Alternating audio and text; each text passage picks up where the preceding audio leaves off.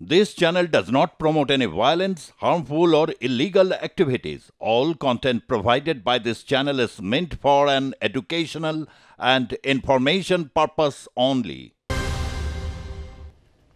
নমস্কার, আপনাদের সকলকে স্বাগত জানিয়ে শুরু করছি আজকের পর্বের জনমত। আমি সুজিত চট্টোপাধ্যায় রয়েছি আপনাদের সঙ্গে। এই অনুষ্ঠানটা করবার আগে যখন আমি 10-15 মিনিট আগে একটা এমন ভিডিও ক্লিপ তাসলিমা নাসরিনের দেখেছি না, মনটা অত্যন্ত বিক্ষুব্ধ হয়ে রয়েছে। একটা বাচ্চা ছেলেকে এরকম পিটিয়ে মারছে। পাকিস্তানে এরকম হয় না, অত্যন্ত একটা রোগ স্টেট পাকিস্তান, এরা ইয়ে করে, কিন্তু পাকিস্তান এরকম ভাবে কোন জায়গায় গিয়ে পৌঁছেছে মব জাস্টিস? এতটা বিক্ষুব্ধ মন নিয়ে বসতে হচ্ছে অনুষ্ঠানটার। এরকম একটা বাচ্চাটা এরকম হাত জোড় করে ইয়ে করছে, এ ভিডিও দেখানো সম্ভবই নয়, এসব ভিডিও দেখানো সম্ভবই নয়। এরকম একটা জায়গায় গেছে, কি পাষণ্ড! এই বাংলাদেশের পরশুদিন বাংলাদেশের স্বাধীনতা দিবস, একটা জাতিকে একটা উচ্চতায় পৌঁছে দেওয়ার জন্যে পৃথিবীর সমস্ত সাম্য মৈত্রীর স্বাধীনতার জন্যে ফরাসি বিপ্লব হয়েছিল। সেই ফরাসি দেশে বসে কিছু ইউটিউবার বড় বড় সমস্ত কথা, বড় বড় ভাষণ, কিন্তু তারা এই এই বাচ্চাটাকে ফিরিয়ে দিতে পারবে? কি করেছে সে?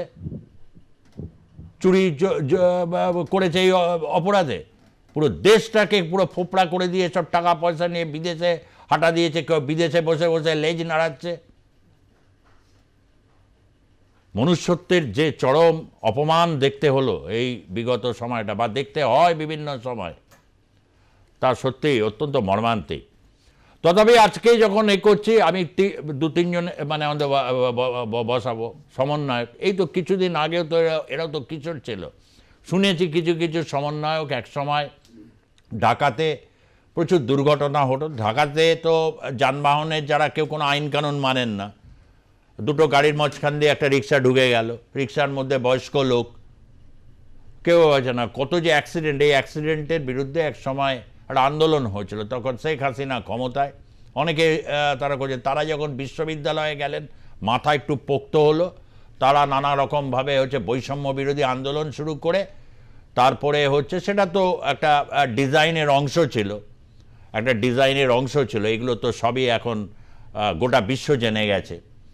কিন্তু এই মুহূর্তে দাঁড়িয়ে বাংলাদেশের যে লেটেস্ট যে সিচুয়েশন, তাতে একটা বড় কিছু হওয়ার দিকেই সমস্ত রকম ইঙ্গিত পরিষ্কার। কি বড় হতে পারে?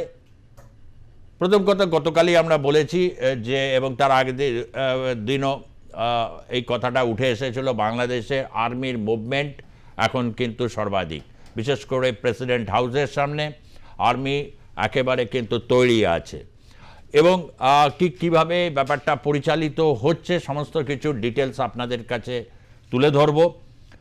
যেভাবে আর কি আমি পজিশনিং, বাংলাদেশে বিভিন্ন যে অস্ত্র বিভিন্ন যে জেহাদি গোষ্ঠীগুলোর হাতে রয়েছে, তারা কত দূর অবধি তারা যেতে পারে, এবং এর এখন কিন্তু জল মাপা চলছে এবং প্রায় শেষ পর্যায়ে। চূড়ান্ত একটা জায়গায় যাওয়ার আগে কতগুলো প্রাথমিক প্রস্তুতি থাকে।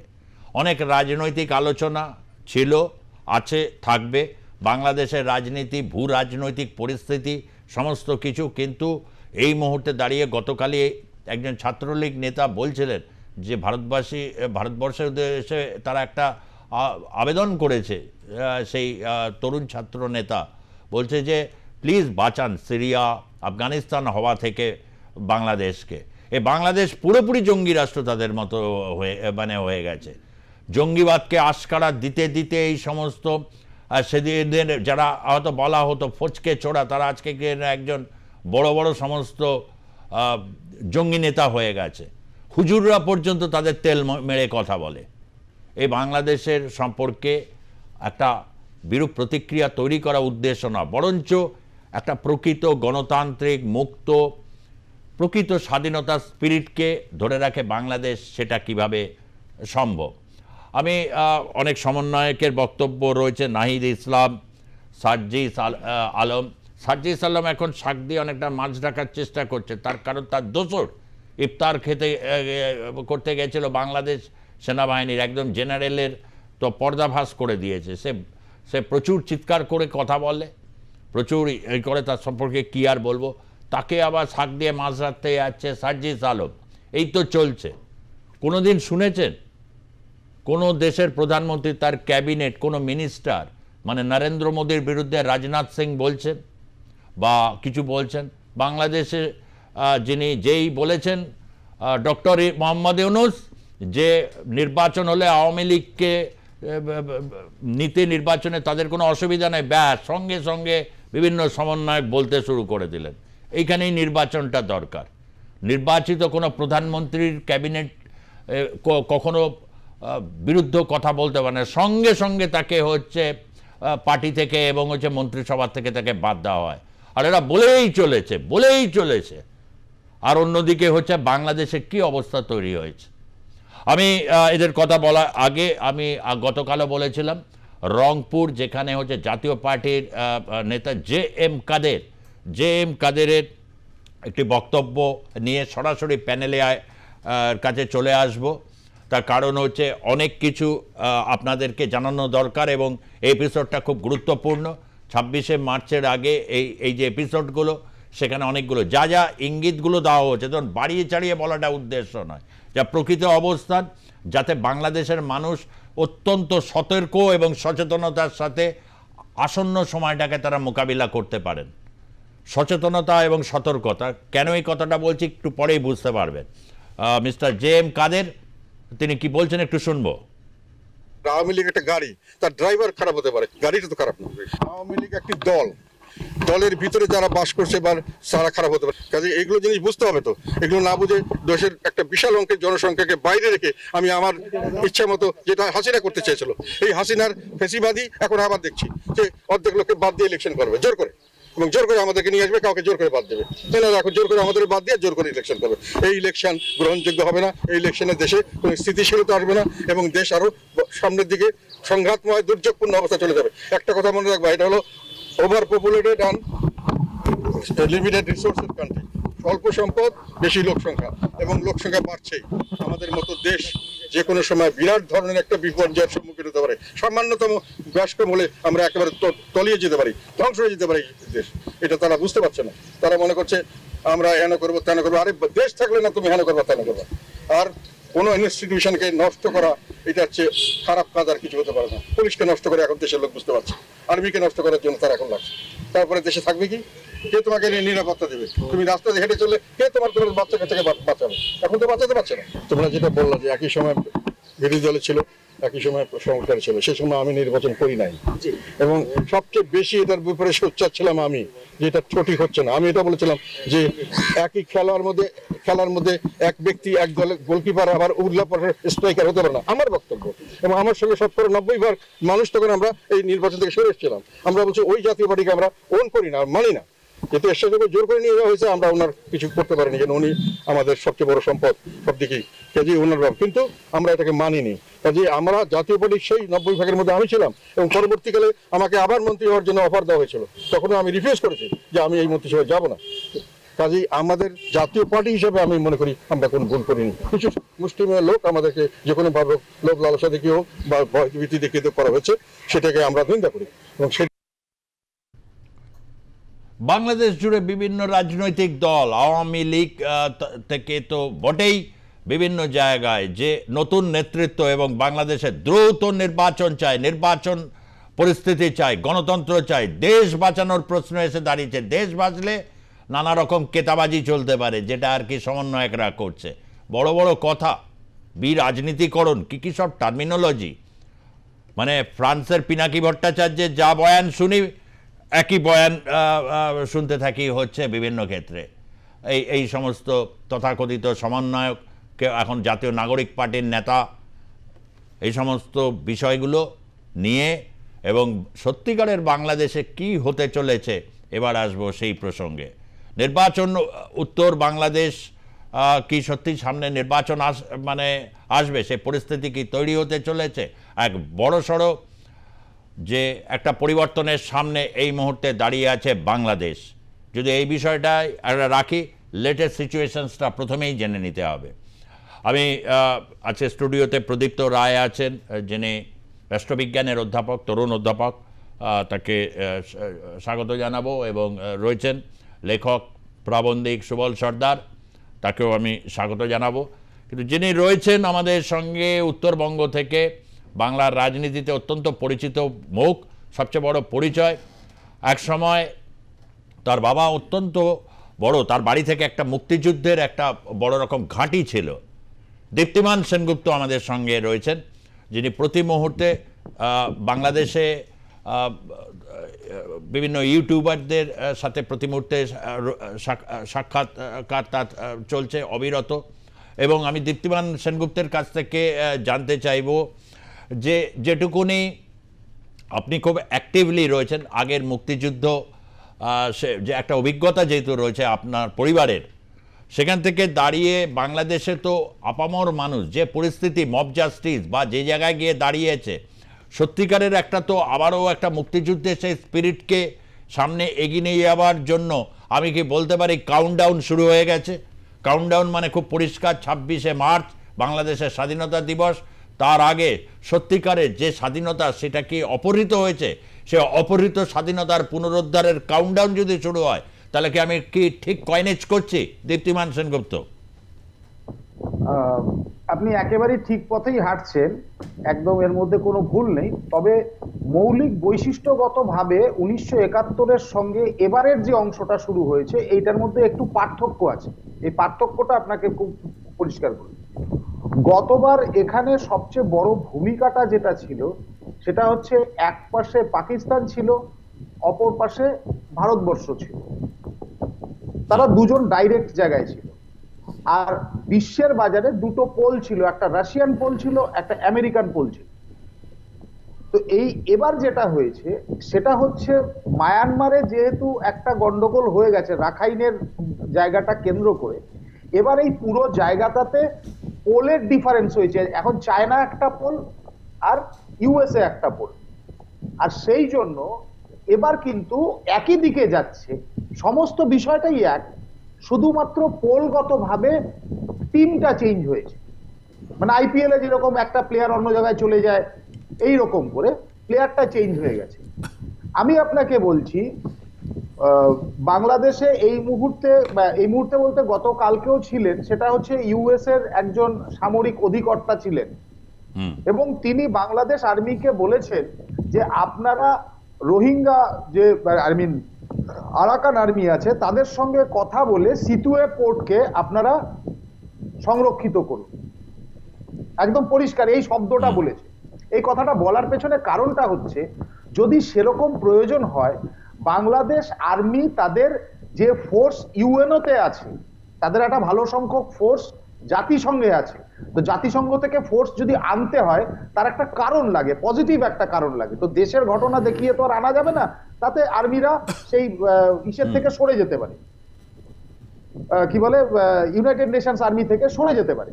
সেই কারণে এই বিষয়টা যদি হয় তখন তারা একটা পজিটিভ কারণ দেখিয়ে, কারণ যেহেতু এখনো মায়ানমার মানে রাখাইন প্রদেশ কোনো স্বীকৃত রাষ্ট্র না, সেহেতু সে অপর একটি রাষ্ট্রের সঙ্গে যুদ্ধ বা এইরকম একটা পরিস্থিতির জন্য সে তার সৈন্যকে আনতে পারে। এটা হচ্ছে একটা অনুষঙ্গ তৈরি করা হচ্ছে, পারিপার্শ্বিকতা তৈরি করা হচ্ছে, বোঝা যাচ্ছে।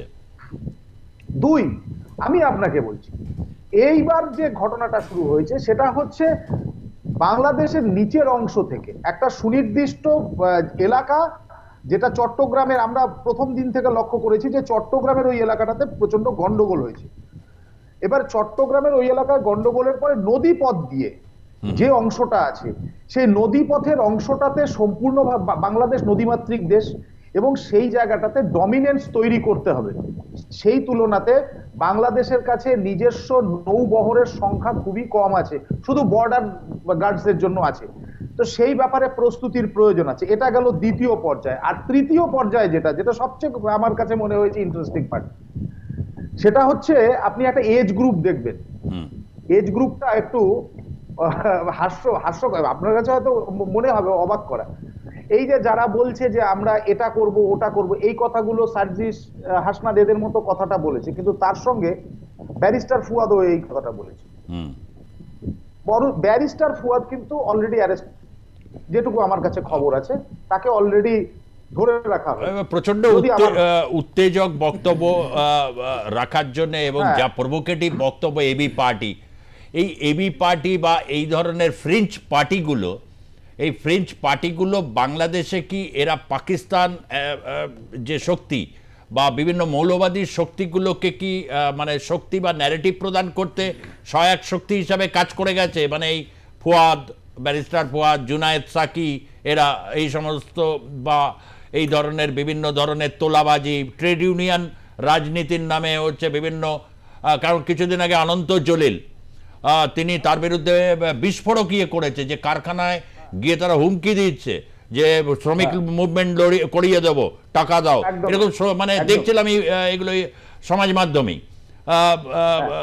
তো বিষয়টা কি মানে এই কারণেই একে কি সত্যি ন্যাপ করা শুরু করেছে? তাহলে কি সেনাবাহিনী গ্রেপ্তার করছে, ম্যাজিস্ট্রেসি পাওয়ার কি করে, মানে কি এটা খবরটা আছে? আমি আপনাকে একটা ছোট্ট উদাহরণ দিলে পরে বুঝে যাবেন। পশ্চিমবঙ্গে অনেক সময় নির্দল প্রার্থী দাঁড়ায়, সেই নির্দল প্রার্থীর যে কাউন্টিং হলের যে প্রত্যেকেই তো এক একটা টেবিল অনুসারে কাউন্টিং এজেন্ট পায়, সেই কাউন্টিং এজেন্ট গুলো বড় পার্টিগুলো নিয়ে নেয়, খুব ক্লিয়ার কথা। এইবার এখানেও কিছু এইরকম ছোট পার্টি আছে, এবি পার্টি, ডিসি পার্টি, এরকম সব পার্টি আছে। তারা কি করেছে, তাদেরকে অ্যাক্টিভেট করে দিয়ে তারা বিভিন্ন রকম অনুষ্ঠান করছে, এবং এই অনুষ্ঠান করে এই জাতীয় যে লুম্পেনের যে অ্যাক্টিভিটিস, লুম্পেন অ্যাক্টিভিটিসটা তারা করছে এবং তারা মিডিয়াটাকে দখল করে রেখেছে। আপনি একটা ফলো করবেন, যখনই কিছু ঘটনা ঘটছে বাংলাদেশের মিডিয়া হাউসগুলো সবার আগে থ্রেট খাচ্ছে এবং তারা এই সব মানে খবরগুলো করছে। কিন্তু এই যে আপনি যে কথাটা বললেন, শুরু করলেন যে নাসরিনের যে একটা ভিডিও পোস্ট হয়েছে, একটা ছেলেকে সেইভাবে মারা হয়েছে, এই যে গোটা বাংলাদেশ যাবৎ মানে বাংলাদেশ জুড়ে একটা নৈরাজ্যের একটা সরকার চলছে, এই নৈরাজ্যের সরকারটাকে ধামাচাপা দেওয়ার জন্য মিডিয়ার ওপর প্রেসার সৃষ্টি করছে। ওরে এখন যেটা অবস্থা হয়ে গেছে সেটা হচ্ছে সোশ্যাল মিডিয়ার কারণে বহু খবর বেরিয়ে আসছে, আর এটাই বিশ্বের কাছে এটা একটা সুযোগ হয়ে গেছে যে বাংলাদেশের পলিটিক্সে যারা বলেছিল আমেরিকা এসেও কিছু করতে পারবে না, আমেরিকা এবার ওখানে একেবারে, আপনাকে আমি বলে রাখলাম, আপনি দেখে রাখবেন, ওরা খুব অল্প সময়ের মধ্যে ঢুকবে এবং যারা আছে কুচকে ছেলে পেলেদের সরানো হবে। তার একটা প্রধান কারণটা হচ্ছে নেক্সট একটা জেনারেশনকে ওরা ইন্ট্রোডিউস করবে যারা অ্যাবাভ 45, আমি আপনাকে বলছি। আর এদের আস্তে আস্তে ফুয়াদকে দিয়ে একটা হিন্ট দিল যে ভাই তোমরা এখন শান্ত থাকো, কারণ ওদের দুজনের মধ্যে, সার্জিস এবং হাসনাদের মধ্যে বক্তব্যের পার্থক্য, এই সব ঘটনাগুলো প্রমাণ করছে যে এদেরকে আস্তে আস্তে স্ক্যাটার্ড করছে। এবং এদের যে চরিত্রটা, এরা বেসিক যে লোকের কাছ থেকে টাকা নিয়েছে, তারপরে নিয়ম বাণিজ্য করেছে, এগুলো করে লোককে ওপেন করে দেওয়া, এবং সেই জায়গাটাতে আমাদের ভারতীয়দের যেটা কাজ, ভারতীয় মিডিয়াগুলোর যেটা কাজ, যেটা 71-এ হয়তো আমরা ফিজিক্যালি করতে পেরেছিলাম, এবার আমি আপনাদের এই মঞ্চটাকে আমি ধন্যবাদ জানাবো একটাই কারণে, যে এই যে প্রতিদিনের যে ঘটনাগুলো, সেই ঘটনাগুলো আপনারা নিয়ে আসছেন, অন্তত পক্ষে কিছু মানুষ অনলাইনে হলে পরেও দেখতে পাচ্ছে এবং তার মধ্যে দিয়ে কিছু সংবাদ সম্পর্কে জানতে পারছে। আমি এই জন্য আপনাদের ধন্যবাদ জানাবো এবং প্রতিটা চ্যানেলকে বলবো যে তারা যেন এই বিষয়টাকে ফলো করে। নিঃসন্দেহে আপনি যে জায়গাটা খুব গুরুত্বপূর্ণ, অর্থাৎ আমেরিকান যে মানে ইন্টারফেয়ারেন্স যেটা, সেটা বাড়তে চলেছে। আরও অনেক কিছু জানার আছে, একটু এই বিষয়টা একটু সংক্ষেপে যদি বলেন যে আর্মির যে তৎপরতা এখন যে জায়গাটায় রয়েছে, এই আর্মির তৎপরতা, একটা তো আপনি স্ট্র্যাটেজিক্যাল জায়গা তো বোঝা গেল যে যা সারফেস করা হচ্ছে, যেটা বারবার বলতে চেয়েছি ভাই, আজকে সমাজ মাধ্যমের যুগে এই যে ঘটনাগুলো, এগুলো গোটা পৃথিবী দেখছে। একটি ব্যর্থ রাষ্ট্র বলার আগে নিজেদের সংযত হওয়া উচিত, কিন্তু কে শোনে কার কথা। এমনিই তো রাজনীতিটা একটা বড় নিয়ন্ত্রক এখন জামাত শিবির এদের হাতে তো চলে মানে গেছে, এবং তারা ক্রমশ, কিন্তু লেটেস্ট সিচুয়েশনস কি যেটা শোনা যাচ্ছে যে আর্মির একদিকে তৎপর বিভিন্ন জায়গায় যে পজিশনিং নিয়ে রয়েছে, এবং উত্তরের দিকটা অর্থাৎ মানে একেবারে যেটা উত্তরবঙ্গ, মানে আমাদের পশ্চিমবঙ্গে যেরকম একটা উত্তরবঙ্গ, ওখানকার যে উত্তরবঙ্গ, সেখানে নাকি দ্রুত জমি হারাচ্ছে এবং বিরোধীরা যেরকম জেএম কাদের রংপুর বা বিভিন্ন জায়গায় তাদের বেশ একটা শক্তপোক্ত এবং জোরালো অবস্থান তারা মানে নিচ্ছে। এই জায়গাটা যে সংবাদগুলো পাওয়া যাচ্ছে, এসব ক্ষেত্রে আপনি হচ্ছেন যোগ্য ব্যক্তি, সেটা নিয়ে কি বলবেন একটু সংক্ষেপে? আমি আপনাকে একটা জিনিস বলে রাখি, ওরা জমি অনেকদিন আগেই হারিয়ে ফেলেছিল, শুধুমাত্র মিডিয়ার মধ্যে টিকে ছিল। আমি আপনাকে খুব পরিষ্কার বলি, যেদিন থেকে 32 নম্বর ভেঙেছে সেদিন থেকে তাদের জমি হারানোর দিন শুরু হয়েছে, এবং সেটা এখন এইরকম জায়গায় গেছে লোকালি, এটা আমি ওদের ডোমেস্টিক যে কালচারটা সেইটাকে বলছি। এই যে প্রতি বছর পহেলা বৈশাখে, ওদের পহেলা বৈশাখটা কিন্তু 14ই এপ্রিল হয়, আমাদেরটা অনেক সময় 15 এপ্রিলও হতে পারে, কিন্তু ওদেরটা 14ই এপ্রিল হয়। 14ই এপ্রিলটা একটা, ওরা পহেলা বৈশাখে একটা শোভাযাত্রা বেরোয়। ওই ফারুকি বলে ওদের একজন আছে যিনি এই বিষয়টা দেখছেন, ঠিক আছে, তিনি বলেছিলেন যে এবার তিনি ভেবেছিলেন যে যেরকম করে সমস্ত রাষ্ট্রীয় প্রোগ্রাম গুলোকে বন্ধ করে দিয়েছেন 71-এর যেগুলো, সেটা 7ই মার্চের তারিখটা হোক বা আপনার 16ই ডিসেম্বর হোক, এই জাতীয় যেগুলো, কিন্তু পহেলা বৈশাখটা তারা করবেন। আসলে লড়াইটা হয়ে গেছে যে জামাতের, বাংলাদেশে জামাতের কালচার থাকবে না বাঙালির কালচার থাকবে, কনফ্লিক্টটা কনসেন্ট্রেটেড হয়ে গেছে এই জায়গাটাতে, যে বাঙালির কালচার না জামাতের কালচার, এই জায়গাটাতে গন্ডগোল হয়ে গেছে, এবং এখান থেকেই মানে কি করছে, টার্ন করছে, ঘুরে আসছে বিষয়টা। উত্তরবঙ্গে একদম তারা পরিষ্কার, উত্তরবঙ্গে আর কোনো খারাপ খবর আপনাদের কানে যাবে না, এইটুকু আমি নিশ্চিন্ত দায়িত্ব নিয়ে বলছি। অত্যন্ত স্বস্তির এটা, তার কারণ উত্তরবঙ্গে বিশেষভাবে আমরা দেখেছি চট্টগ্রাম থেকে শুরু করে তলার দিকে বিভিন্ন জায়গায় যে যে পরিস্থিতি তৈরি হয়েছিল, সেই পরিস্থিতিতে এখন দ্রুত জমি হারাচ্ছে, জনসমর্থন দ্রুত তারা হারাচ্ছে, এবং সেনাবাহিনী থেকে পাল্টা যে একদিকে দুই সমন্বয়কের মধ্যে লড়াই, সেনাবাহিনীর বিরুদ্ধে যে অবস্থানের প্রসঙ্গে, অন্যদিকে সার্জিস আলমের বক্তব্য এবং তার সাথে যে হাসনাত আবদুল্লাহর বক্তব্যের যে বিরোধিতায় প্রমাণ করে দেয় এই মুহূর্তে বাংলাদেশের সমন্বয়কদের ভেতরে এক তীব্র অনাস্থা ক্রমশ বাড়বে। কাউন্টডাউন শুরু। আমি একটু আসব প্রদীপ্ত রায়, এই যে একটা যে আমেরিকান প্রেজেন্স বা হচ্ছে তাদের চেতাবনী, তার কারণ হচ্ছে আরাকান ওই যে প্রদেশটা, এটা বাংলাদেশের কাছে এর মধ্যে একটা বিস্ফোরণের মতো একটা পরিস্থিতি তৈরি করেছে। এই জায়গা থেকে দাঁড়িয়ে যে এখন এই মুহূর্তে বাংলাদেশের যে আপডেট আমরা প্রতি মুহূর্তে পাচ্ছি, তাতে আপনার কি মনে হয় যে এইরকম একটা সিচুয়েশনসে দ্রুত একটা বদলের দিকেই ক্রমশ এগোচ্ছে বাংলাদেশ? হ্যাঁ, দেখুন, রাজনৈতিকভাবে যদি আমরা বাংলাদেশের আভ্যন্তরীণ রাজনীতিটা দেখি এবং বহির্বিশ্বের মানে আন্তর্জাতিক রাজনীতিটা দেখি, দুটোর কোনোটাই কিন্তু এই অভ্যুত্থানপন্থী যারা তাদের দিকে যাচ্ছে না। কারণ আপনি যদি আমেরিকা বা ইন্ডিয়ার ইনভলভমেন্ট দেখেন, ইন্ডিয়া কোনো দিনই অভ্যুত্থানের পক্ষে ছিল না, তখন বাইডেন প্রশাসন এদের পক্ষে ছিল, এটা মানে ইটস ওপেন সিক্রেট, সবাই জানি আমরা। তারপরে ডোনাল্ড ট্রাম্প আসাতে, উনি আসার আগেই বলেছিলেন যে আমার এইগুলো পদক্ষেপ হবে, যদিও অনেকেই মনে করেছিল যে আসার পরে এটা তো ওনার প্রায়োরিটি নয়, উনি রাশিয়া নিয়ে ব্যস্ত, ইউক্রেন নিয়ে বক্তব্য রাখছেন, মিটিং করছেন, বাংলাদেশ নিয়ে কি করলেন।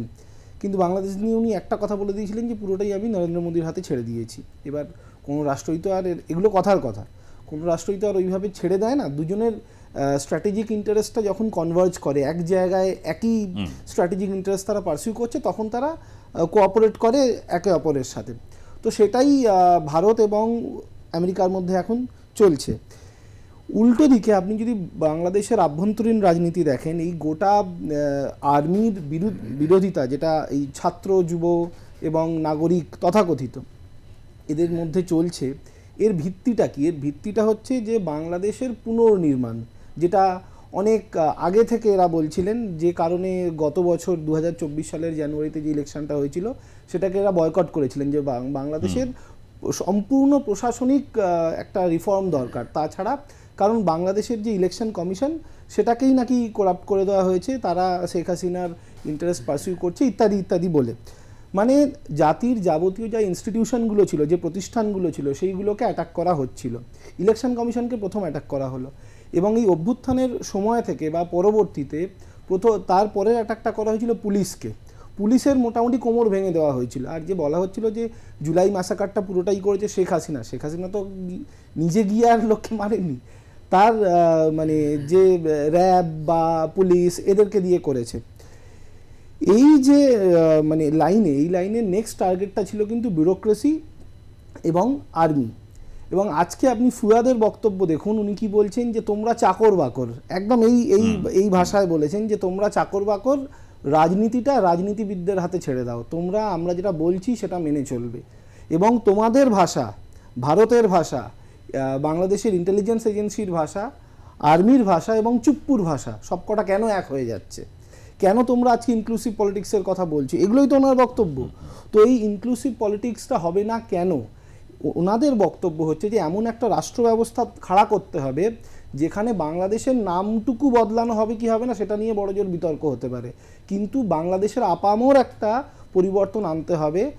আর এই যে বলা হচ্ছে না যে আওয়ামী লীগকে নির্বাচনের বাইরে রাখতে হবে, ব্যাপারটা কিন্তু এতটা সহজ নয়। নির্বাচনের বাইরে জাস্ট রাখার কথা ওনারা বলছেন না, ওনারা বলছেন যে একটা মাস বিচার করে সবাইকে ফাঁসিতে ঝোলাতে হবে, এলিমিনেট করতে চাইছে, একদম এলিমিনেশন চাইছে পলিটিক্যালি আওয়ামী লীগকে, বা মানে প্রশাসনিকভাবে বা আইনগতভাবে বাইরে রাখা না, আওয়ামী লীগকে শেষ করে দাও, মানে প্রাণে মেরে ফেলো, এটাই এদের বক্তব্য।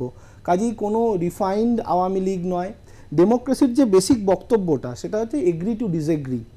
আমি এখানে এক্সিস্ট করব, তার মানে এই নয় যে আমার সাথে যিনি বক্তব্য রাখছেন তিনি যদি আমার বিরোধিতাও করেন তাকে আমি থাকতে দেব না।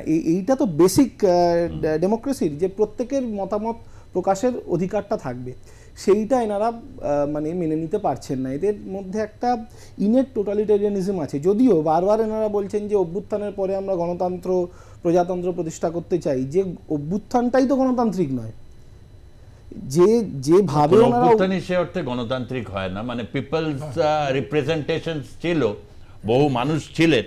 হ্যাঁ, কিছু দীপ্তিমান বাবু বলতে চাইছেন? আমি ওনার সঙ্গে একটু শুধু বক্তব্য জুড়ে দিচ্ছি। এটা হচ্ছে একটা ফেক কমিউনিজমের বিপ্লব, যেটা পিনাকির দ্বারা ইনফ্লুয়েন্স, জনগণকে গান্ডু বানানো, একদম পরিষ্কার। আমি আপনার এই ওপেন মঞ্চে বলছি যে এটা হচ্ছে একটা মানে কি বলবো, যে কমিউনিজমের নামে, এই মার্ক্সবাদ, কমিউনিজম, বিপ্লব, মাওবাদ, এগুলোর নামে ফাজলামো করে এই কাজটা করা হয়েছে। এটা পিওরলি একটা ধান্দাবাজির চচ্চড়ি। হ্যাঁ, মানে ধান্দাবাজির দর্শনটা যেরকম হয়, ধান্দাবাজির দর্শনে মানে ধরুন আপনি একটা রেসিপি বানাবেন, একটা রান্না তৈরি করবেন, সেই রান্নাটার মধ্যে কিছুটা মার্ক্সবাদ, মানে ও এককালে সিপিবির কিছুটা, সিপিবির থেকে রাজনীতি শিখে আবার পুরো মুক্তিযুদ্ধের বিরোধিতা করা যাবে না, মুক্তিযুদ্ধকে কিছুটা এলিমেন্টস রাখতে হবে। এবার মুক্তিযুদ্ধের এলিমেন্টস করেও বাড়ি থেকে যেই বেরোবে জামাত বলবে কি ব্যাপার পিনাকি, এ তো কথা ছিল না, তখন একটু জামাতের ব্যাপারটাকে নিয়ে এমন একটা করবে যেটা বাংলাদেশের কাছে আর একটু গরম গরম করে বলতে হবে, চোখটা বড় করতে হবে। দেখুন, উনি যেখানে বসে বক্তব্যগুলো রাখছেন সেই ফ্রান্সেও কিন্তু এই একটা জিনিস আছে যে ব্লেন্ড অফ ইসলামিজম এবং লেফটিজম, যেটাকে ম্যাক্রন প্রচন্ডভাবে তিরস্কার করেন এবং বিরোধিতা করেন, যে ইসলামো র্যাডিকালিজম বা ইসলামো লেফটিজম। এইটাই কিন্তু অভ্যুত্থানের পেছনে মানে ফুয়েলের কাজ করেছিল। একদিকে একটা লেফটিস্ট ঘরানার রাজনীতি, কিন্তু আসল চালিকা শক্তিটা মানে পলিটিক্যাল ইসলামের হাতে। একটা কথা ঠিক কথাই, মানে রাজনীতিতে আপনি যখন ক্ষমতায় থাকছেন, শেখ হাসিনা তিনি অনেক কিছু করছেন, বলছে আমি এত কিছু করলাম, প্রায় শেখ হাসিনার কথাগুলো শুনি ভাবিয়ে তোলেন ওনার কথাগুলো, এত করলাম আমার দোষটা কোথায়। অনেক ক্ষেত্রে এরকম হয়। আমার একটা ছোট্ট অভিজ্ঞতা বলে আমি বলছি, অভিজ্ঞতাটা সবার দর্শকের সাথে শেয়ার করছি, বুঝলেন দীপ্তিমান বাবু, আমি আসবো আপনার কাছে। তখন হঠাৎ করে বুদ্ধদেব বাবুর আমল, বুদ্ধদেব বাবু বললেন ডু ইট নাও, এখনকার কাজ এখনই করতে হবে। তো এখানে গেছি, শিল্পায়ন চাই, তো দক্ষিণ 24 পরগনায় গেছি, ওখানে একটা বেশ ভালো নেশার কালচার আছে, বেশ দিন দুপুরে গাছতলায় বসে মানে বেশ কিছু বিভিন্ন বয়সী মাঝবয়সী লোকেরা বসে রয়েছে। আনলাম ডু ইট নাও, বলে নিজের কাজ নিজে করুক না, যিনি বলছেন তিনি আগে করুক। আনলাম শিল্পায়ন চাইছে, পড়ছে, বলে কিসের শিল্প, যা আছে ঠিক আছে। আমি বললাম এই দক্ষিণ এই তো এই স্লোগান বুমেরাং হবে, কি অদ্ভুত ভাবে। আমি ভেবেছিলাম এরা কি আমার সাথে ইয়ার্কি করছে, আমি খুব সিরিয়াসলি যে একটা শিল্প চাই, কিন্তু এই তো হচ্ছে বাস্তব একটা পরিস্থিতির জায়গা। যাই হোক, কথা প্রসঙ্গে আমি একটু সুবল সর্দার আপনার কাছে আসছি। এই যে বলছেন না নিউ ব্র্যান্ড অফ ইসলাম, যখন এটা তুলসী গাবার্ড এসে বলল যে আজকে বাংলাদেশের বিভিন্ন জঙ্গি মৌলবাদ যা কিছুর হচ্ছে তার মধ্যে একটা বলছেন খেলাফতের দর্শন কাজ করছে। আমরা দেখেছি কত সহস্র মাজার ধ্বংস হয়েছে, এই সমস্ত কিছুর মধ্যে পরিস্থিতির মধ্যে একটা কিন্তু করুণ একটা পরিস্থিতি তৈরি হয়েছে। সেটা হচ্ছে সত্যি কি এই জায়গাটায় বাংলাদেশের আজকে এই বিপর্যয়ের একটা বড় রকম কারণ যে একটা তরুণ সমাজ প্রজন্ম সবাইকে এই সালাফিজম বা হচ্ছে এক ধরনের র্যাডিক্যাল ইসলাম যেটাকে বলতে গিয়ে অনেকেই হচ্ছে খেলাফতের কথা বলেন, সেই দিকেই কি তাদেরকে দীর্ঘদিন ধরে এটাকে ইনজেক্ট করা হচ্ছিল? দেখুন সুজিত, আমি একটা কথা বলি, আজকের যেটা গণ অভ্যুত্থান হয়েছে বলছেন যে বিপ্লব হয়েছে, এটা কিন্তু আজকের থেকে না, এটা কিন্তু দীর্ঘদিন থেকে ধীরে ধীরে খুব সুপ্ত অবস্থায় সমস্ত মুসলিম দুনিয়ায় প্যান ইসলামিক স্টেট করার একটা পরিকল্পনা চলছে। সেটা আপনি খেলাফত বলতে পারেন, জামাতি ইসলাম বলতে পারেন, যত মুসলিম সংগঠনগুলো আছে এরা কিন্তু সেরকম একটা প্রচেষ্টা প্রথম থেকে চালাচ্ছে। আপনি পিনাকি ভট্টাচার্যের কথা বলছেন, দেখুন 1947 সালে যখন দেশ ভাগ হয় সেই সময় দেখুন ঠিক পিনাকি ভট্টাচার্যের মতো আরেকটা লোক ছিলেন যোগেন মণ্ডল, যিনি পাকিস্তানের আইনমন্ত্রী ছিলেন। তিনি একই রকমভাবে বক্তব্য রেখে গিয়েছিলেন যে আমরা আগে পাকিস্তান চাই, মুসলিমদের অধিকারটা অগ্রাধিকার চাই, এরকমভাবে ঠিক পিনাকি ভট্টাচার্যের মতো এরকম দিয়েছিলেন। কিন্তু মজার ব্যাপার হলো, দুর্ভাগ্যের ব্যাপার হলো, উনি কিন্তু সেখানে আইনমন্ত্রী হওয়ার পরে 6 মাস থাকতে পারেননি, তল্পে গুটি আবার ইন্ডিয়ায় চলে এসছেন। এই পিনাকি ভট্টাচার্যের মতো বিকৃত লোক যতদিন দেশে থাকবে এবং এদের ইন্ধন যতদিন থাকবে, বাংলাদেশ কিন্তু সুস্থ অবস্থায় থাকবে না। বাংলাদেশের কিন্তু এখনও একটা পোর্শন আছে যারা সমাজ গঠনের স্বপ্ন দেখে, নতুন বাংলাদেশের গঠনের স্বপ্ন দেখে। এই তরুণ সমাজটা কিন্তু এখনও রয়ে গেছে, যার ফলে তারা বারবার বলছে যে বাংলাদেশ সিরিয়া বা পাকিস্তান আফগানিস্তান না হোক। আমার প্রশ্ন হলো, যারা মূর্তি ভাঙে তারা দেশ গঠন করবে কী করে? এই ইউনূসের নাতিনাতনিরা এরা কখনো দেশ গঠন করতে পারে না। এরা না আছে বৈধতা, না আছে জনগণের সম্মতি। এরা এসছে জাস্ট টাকা লুট করার জন্য, দেশটাকে ছাড়খাড় করার জন্য। এরা প্রচুর টাকা লুট করেছে। এবং শুধু তাই না, এরা তো ছাত্র অবস্থায় শুনেছি মেসে থাকতো, ভাড়া দিতে পারতো না। চোটা গুন্ডা বদমাশ ছিল এই সমস্ত, যারা সার্জিস আলম টালম যাদের আমরা নাম বলছেন। যাই হোক, এরা সব কুখ্যাত লোক, এদের নাম আমার খুব একটা মাথায় ঢোকে না, এবার বিখ্যাত না, পলিটিক্যাল ফিগারও নয়, এদের কি মনে রাখবো? এই সমস্ত চোরটাদের নিয়ে ইউনূসের নাতিনাতনিরা এখন দেশ চালটা শুরু করেছে। আমি এই যে জায়গা থেকে আচ্ছা, একটা জিনিস আমি একটু অ্যাড করতে চাই। খিলাফতের কথা যখন উঠলো, আমাদের ভারতীয় দর্শকদের কাছে না এই খিলাফত কথাটা একটু আমরা ভুল বুঝি, কারণ এটাকে আমরা মনে করি খিলাফ মানে বিরোধিতা করা। গান্ধীজিও এই পলিটিক্সটা খেলেছিলেন যে খিলাফত মানে হচ্ছে আমি কিছু বিরোধিতা করছি, এটা কিন্তু একদমই নয়। খিলাফত ইজ অল অ্যাবাউট ক্যালিফেট, খালিফত, এটা উচ্চারণটা, হ্যাঁ উচ্চারণটা এরকম হবে ইসলামিক ক্যালিফেট, যে সেই বিশ্বজোড়া যে ইসলামিক রুল বা ইসলামাইজড রুল তার আন্ডারে একটা মানে জায়গা করে নেওয়া, that is the idea of caliphate or খিলাফত। হ্যাঁ দীপ্তিমান বাবু, বলুন। আমি এখানে ওনার সঙ্গে একটা ইনক্লুড করছি, সেটা হচ্ছে এখানে শব্দটা খলিফা থেকে এসেছে। খলিফা মানে সুলতানতন্ত্র, রাজতন্ত্র, যেখানে ডেমোক্রেসির কোনো ব্যাপার নেই, একমাত্র। এবং সেইভাবেই আরবের যে দেশগুলো, অর্থাৎ আরব আমিরশাহী, কুয়েত, কাতার, এরা কিন্তু সেই দিক দিয়ে শুদ্ধ খিলাফত, একদম পরিষ্কার বলছি, শুদ্ধ খিলাফত। ইভেন তুর্কিও এর মধ্যে পড়ে না। আপনাকে বলে কি, এইটা নিয়ে একটা বিরাট ডিবেট হয়েছিল ফার্স্ট ওয়ার্ল্ড ওয়ারের পরে, যে ওরা টার্কিশ ক্যালিফেটটাকে মেনে নেয়নি, সেই কারণে ওরা বলতো যে আমরা টার্কিশ ক্যালিফেটকে মানবো না, আমরা আমাদের মানি না এটা। এবং সেই অধিবেশনে গিয়ে নেহেরু যোগ দিয়েছিলেন, বলেছিলেন যে টার্কির আন্ডারে যে আরবের যে শোষণ চলছে ক্যালিফেটের নামে, আমরা এতে আরবদের পক্ষে দাঁড়াচ্ছি। যাই হোক, সেই কারণে এই দৃঢ়ভিত্তি নেই, তথাপি দৃঢ়ভিত্তি পেয়েছিল এটা পরিষ্কার। পাকিস্তান, কখনো কখনো ব্যবসায়িক ক্ষেত্রে চীনের মদত, একটা ছোট দেশের, দীপ্তিমান বাবু, অনেকগুলো থাকেই, মানে এটা দেখা গেছে নেপাল হোক বা বাংলাদেশ হোক, বিভিন্ন পরাশক্তি বৃহৎ রাষ্ট্রগুলোর সাথে তারা বার্গেন করে। কেউ যদি একটু 1% বেশি একটু দেয় তার দিকে ঢলে যায়, আবার কেউ যদি তার থেকে 1% আবার দেখা যায় এর দিকে ঢলে যায়, এটা একটা চলে, তাদের কূটনীতির অঙ্গ। কিন্তু এই যে একটা জায়গা যেটা হচ্ছে সমস্ত সীমা পরিসীমাকে ছাপিয়ে এক অদ্ভুত কিম্ভূতকিমাকার বিভিন্ন দর্শনকে সামনে নিয়ে সেটাকে জোর গলার শিরা ফুলিয়ে যেভাবে প্রতিষ্ঠিত করতে চাইছিল, সেখানে একটা সেনাবাহিনীর ভূমিকা নিয়ে প্রশ্ন উঠেছে প্রথম থেকে। কেন শেখ হাসিনার কথায় তারা ইয়ে করলো না, যেটা ভলকার টুর্ক পরে বলে দিয়েছিলেন তাদেরই ইনস্ট্রাকশন ছিল, অর্থাৎ রাষ্ট্রপুঞ্জের সেনাবাহিনী তারপরে বিভিন্নভাবে চেক অ্যান্ড ব্যালেন্সের মধ্যে রেখেছে। রাইট দিস মোমেন্ট একটা বলা হচ্ছে যে একটা প্রায় সন্ধিক্ষণে এসে উপস্থিত হয়েছে। সেই সময় দাঁড়িয়ে সেনাবাহিনীর প্রকৃত অবস্থানটা কি, তারা কিভাবে টোটাল ব্যাপারটাকে সাজাচ্ছে, একটু যদি আপনি আর প্লাসের দর্শকদের উদ্দেশ্যে একটু যদি তুলে ধরেন। প্রথম কথা হচ্ছে বাংলাদেশের সেনাবাহিনী যেদিন থেকে মানে ওই যে যেটা বলেছে ভলকার টুর্ক যেটা বলেছে তার থেকে প্রমাণিত হয়ে গেছে যে বাংলাদেশের সেনাবাহিনীর সবচেয়ে গুরুত্বপূর্ণ যেটা দিক সেটা হচ্ছে সেটা বাংলাদেশের গণতন্ত্রের কন্ট্রোলে ছিল না। এটা আপনাকে বুঝে রাখতে হবে, এই কথাটাকে বুঝে রাখতে হবে। সেটা কেন ছিল না তার কারণটাও বুঝে রাখতে হবে। তার কারণটা হচ্ছে বাংলাদেশ সেনাবাহিনীর একটা মেজর অংশ কিন্তু ওই কি বলে ইউএনও যে ফোর্স আছে সেখানে যুক্ত আছে এবং সেখান থেকে তারা হাইলি পে। এই টাকাটা বাংলাদেশের জিডিপির সঙ্গে কিন্তু যুক্ত হয়, তার সঙ্গে বাংলাদেশের অর্থনীতির সম্পর্ক আছে। সুতরাং সেই জন্য বাংলাদেশের সেনার কন্ট্রোলটা আংশিক হলে পরেও বিদেশিদের হাতেই আছে, এটা পরিষ্কারভাবে জেনে রাখুন। এক। দুই, এই যে যারা এখন এখানে এটা বলছে, মানে আপনি যদি সেই অর্থে বলেন যারা এখানে বলছে যে আমরা এ করব ও করব, কিচ্ছু হবে না, যেটা ইউনাইটেড নেশনস ফাইনাল করবে সেটাই হবে। বাংলাদেশের কোনো কিছু নেই এখন, অলরেডি প্রধানমন্ত্রী নেই, সেখানকার নির্বাচিত সংসদ নেই। সুতরাং যারা অনির্বাচিত প্রতিনিধিরা এসছে তাদেরকে বরদাস্ত করা হচ্ছে কেন সেটাও জেনে রাখুন।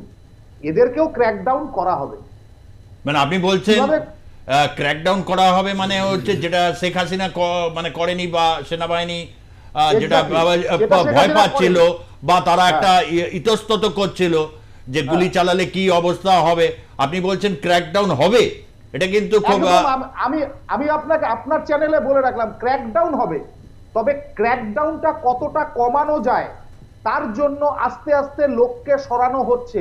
পরে যদি মনে হয় যে 15-20 জন আছে, কারণ ইউনিভার্সিটি এই যে বিভিন্ন ছাত্রাবাস কেন্দ্র করে বিভিন্ন জায়গাতে ছাত্ররা আছে, বিশেষ করে অল্প বয়স্ক। তারপরে আরো একটা জিনিস আছে, সেটা হচ্ছে যে আর্মস আছে বাংলাদেশে প্রচুর। এগুলো সমস্তটা ইনফরমেশন গুলো জোগাড় করে কালেক্টিভ করে মানে কালেকশন করে তারপরে যে সংখ্যাটা থাকবে একদম রেস্ট, এই ধরুন হার্ডলি 30 জন 40 জন, এই 30 জন 40 জন বা 50 জন 100 জনকে ওয়াশ আউট করতে 24 ঘন্টাও সময় নেবে। ক্র্যাকডাউন হবেই এবং নতুন মানে কোনো একটা টিম আসছে, এটা সম্পর্কে আমি আপনাকে আজকে কনফার্ম করে দিতে পারি। এই মঞ্চে আপনার মঞ্চে দাঁড়িয়ে আমি ফার্স্ট আমি এই কথাটা আজকে বলে রাখলাম, মিলিয়ে নেবেন। কিন্তু মানে কিন্তু এই যে যারা ধরুন জামাত ইসলাম বা মামুনুল হকের ইসলামিক ঐক্য জোট, এই যে শক্তি, তারাও খবর না এবং প্রচুরকে ছেড়ে দেওয়া হয়েছে, তাদের হাতে অস্ত্র রয়েছে। এবং সবচেয়ে ধরুন অন্য কিছু আমি বাদ দিলাম, যিনি এখনো সমন্বয়ক যিনি সাজিব ভুইয়া, তার যে বক্তব্য যে 5ই আগস্ট ব্যর্থ হলে তারা সশস্ত্র আন্দোলন মানে এর মধ্যে যেত, তার মানে অস্ত্র তখন ছিল, তখন তো ভালো, সেই অস্ত্রগুলো কোথায় রয়েছে? এই টোটাল তারা তো চুপ করে বসে থাকবে না, তারাও তো একটা প্রত্যাঘাত আনবে। এই অস্ত্রগুলো উদ্ধার করতে পারেনি বলেই আমি আপনাকে একটা কথা বলছি, এই অস্ত্রগুলো উদ্ধার করতে পারেনি বলেই তখন আর্মি রিস্ক নিতে পারেনি, ওপর থেকে চাপটা এসেছিল। আর এবার যদি সেই ঘটনাটারই পুনরাবৃত্তি হয় তাহলে সেই প্রথম অস্ত্রগুলোকে নেবে। আর 501 মামুনুল হকের কথা বলছেন, 501 মামুনুল হক যারা পয়সা নিয়ে ওয়াজ করে, যারা পয়সা নিয়ে ধর্মপ্রচার বা বিভিন্ন করে, ওদেরকে তো পয়সা দিলে চুপ হয়ে যাবে। এরা কেউই তো পয়সা ছাড়া কেউ কিছু করছে না, এই কথাটাকে বুঝে রাখতে হবে। এদের কাছে কোনো মতাদর্শ নেই, এদের কাছে কোনো ধর্ম নেই, এদের কাছে কোনো ইজম নেই, এদের কাছে দুটো জিনিস আছে, এক হচ্ছে পয়সা আর দ্বিতীয়ত হচ্ছে ক্ষমতা। প্রথম ক্ষমতাটাকে মানে পয়সা দিয়েই ক্ষমতাতে এসছে, আবার পয়সা দিয়েই ক্ষমতা থেকে তারা বেরিয়ে যাবে, কারণ তার নিচের স্টেজ 2টাকে সরিয়ে ফেলা হচ্ছে। আপনি ফলো করুন, জেলায় জেলায় বিভিন্ন সমন্বয়ক মার খাচ্ছে, একটা খবর পাচ্ছেন? অর্থাৎ স্টেজ 2টাকে সরিয়ে ফেলছে। স্টেজ 2 যদি সরে যায় তাহলে স্টেজ 1 সরতে কতক্ষণ লাগবে? সেক্ষেত্রে ওই 501 মামুনুল হক, শফিকুর রহমান এদের পেছনের যারা ফলোয়ার আছে তাদের প্রত্যেকেই তারা পয়সার ভিখারি। পয়সা পেলে পরে সবাই সরে যাবে, আর আর্মি যখন সামনে থাকবে, পয়সা যখন হাতে, যখন অস্ত্র থাকবে না, কতক্ষণ লাগে এগুলো করতে? আর আরেকটা জিনিস খেয়াল রাখবেন, এই যে 32,000 থেকে 33,000 আওয়ামী লীগের নেতা কর্মীদের জেলে রেখেছে না, আমার একটা কথা মনে হয়েছে যে এটা খুব ভালো হয়েছে, কারণ ওদের লাইফটা সেফ হয়ে গেছে, না হলে আরো আওয়ামী লীগের কর্মী মারা যেত। যখন এরা বেরোবে তখন দেখবেন এরা একটাও মাঠে নেই।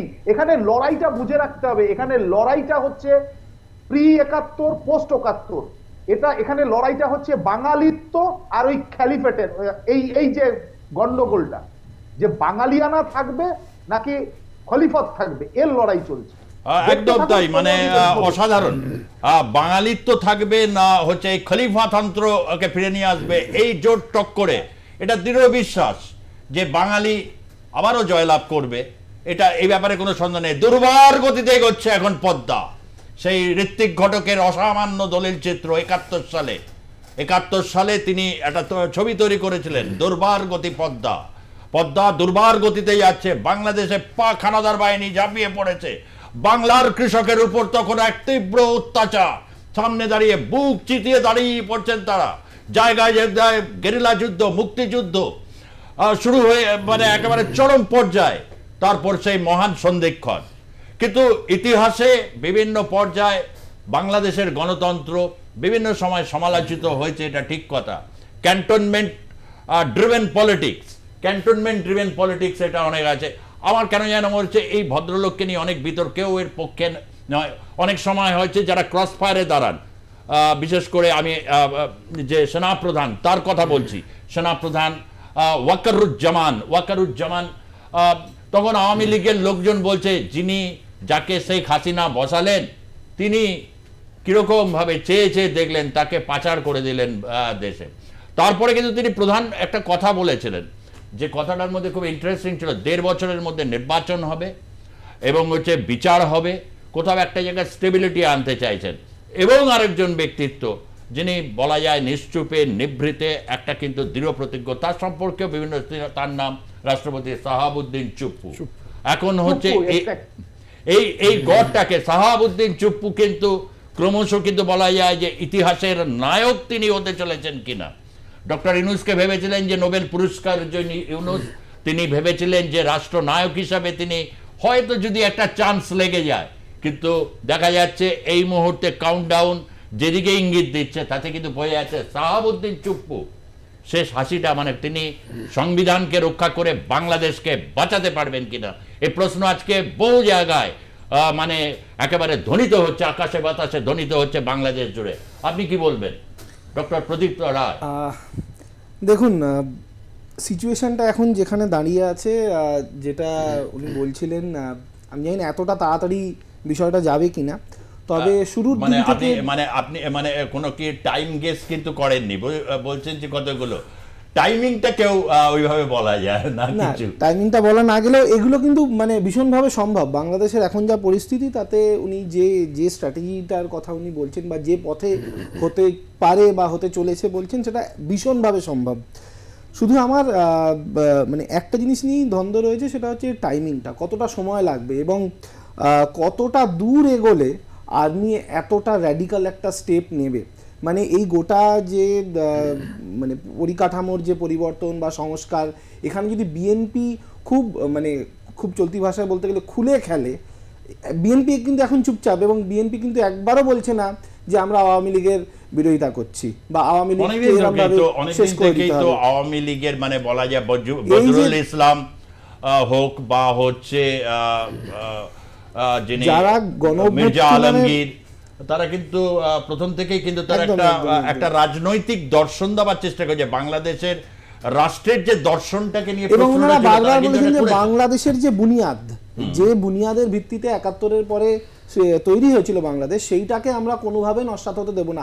কয়েকদিন আগেও বলেছেন যে আমরা বাংলাদেশের যে বুনিয়াদ, সেই যে 72-এর সংবিধান, 71-এর সংবিধান, এগুলোকে নষ্ট হতে দেব না। এরা কিন্তু উল্টোটা বলছে, এরা বলছে 72-এর সংবিধানটাই এসেছিল 71-এর স্পিরিটটাকে ডিকনস্ট্রাক্ট করে।